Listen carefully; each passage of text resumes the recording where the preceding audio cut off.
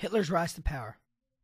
When looking back on history, leaders with bad intentions for humanity spark curiosity from most examiners as to how destructive people came into power.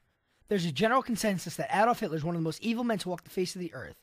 In World War II, the death toll as a result of Hitler was anywhere from 11 to 16 million people in total, 6 million of whom were Jewish. How could someone so rancorous, so vicious, come to the head of a nation?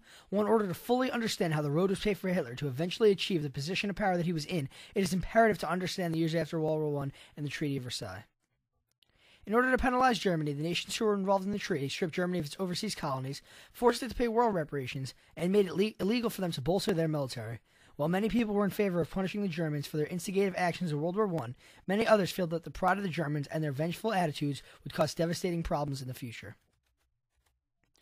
This mentality that many speculated about became a reality in Germany. With poverty levels at extreme highs and the value of their currency virtually inexistent, Germany was in shambles. The people were sad, helpless, and furious for the punishment set upon them. An anger fueled by the unfair rulings of the treaty and the feeling of defeat resided in the hearts of the German people. This emotion, shared by the population, was one step in the rising of an evil dictator who would promise change for Germany and consequences for everyone else. This was the first stride toward Adolf Hitler's rise to power. During the time right after the treaty, Hitler was still serving in the German army. Gaining the attention of the people around him, Hitler was invited to the University of Munich for a political conference where he stood out after an anti-Semitic speech he made from the floor. He was quickly gaining notoriety as an incredible public speaker. With this, he was invited to investigate a small group in Munich known as the German Workers' Party. At one point during the meeting, Hitler made an outburst concerned with negating a point made by the speaker. Many members of the party were intrigued by Hitler's ability to speak and took command of the room and decided to invite him to join the party. Hitler was not happy with the current state of the party, but saw a lot of potential and eventually became a member. The Workers' Party held meetings that featured Hitler as a speaker. These meetings eventually grew in numbers, and Hitler, in his unique speaking style, intrigued the people who attended. At one particular meeting, 2,000 people attended, and it was at one meeting where Hitler revealed his 25 points detailing the platform of the German Workers' Party. Among these points was a union of all Germans in a greater German Reich, rejection of the Treaty of Versailles, the demand for additional territories for the German people, as well as many other points. The people in attendance were pleased with every point presented, and after a powerful symbol of the swastika was adapted, the National Socialist German Workers' Party, Nazi for short, was formed. The group of right-wing German nationalists that for the most part made up the Nazi Party nominated Hitler as the leader of the party.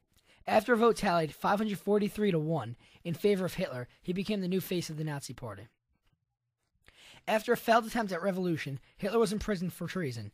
It was then that he realized that he had to overthrow the government much too soon and that he'd have to wait if he wanted to start a Nazi revolution.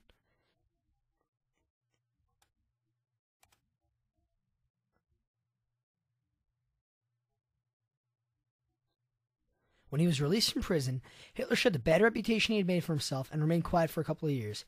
However, after time, the Nazi Party once again became a public fixation. People were intrigued by the ideals brought forth by the charismatic speeches of Adolf Hitler, and eventually, the Nazi Party got voted into the German Reichstag, and in time became the largest political party in Germany. With this momentum, Hitler decided to run for president of Germany against Paul von Hindenburg. Although Hitler lost the race, Hindenburg appointed him Chancellor of Germany. Once he was named Chancellor, Hitler knew he had no intentions of following the rules of democracy. His plan was to make himself dictator and start the Nazi Revolution.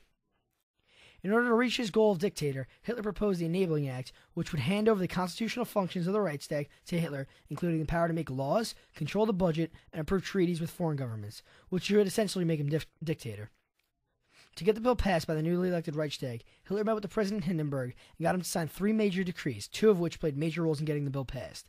The first decree pardoned any Nazi imprisonment, and the second allowed the imprisonment of any suspected person while maliciously criticizing the government and the Nazi Party. Therefore, when the bill was being voted upon, the Nazi thugs who were just released from prison threatened to use force against anyone who opposed the bill. Ultimately, the bill was passed and Hitler became the dictator of Germany. The miraculous rise to power was complete, and the world was forced to deal with the reborn Germans led by powerful Hitler.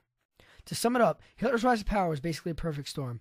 At the time when German morale was low and conditions were poor, Hitler was slowly working his way up the ranks and impressing political leaders with his talent for public speaking and political ideas.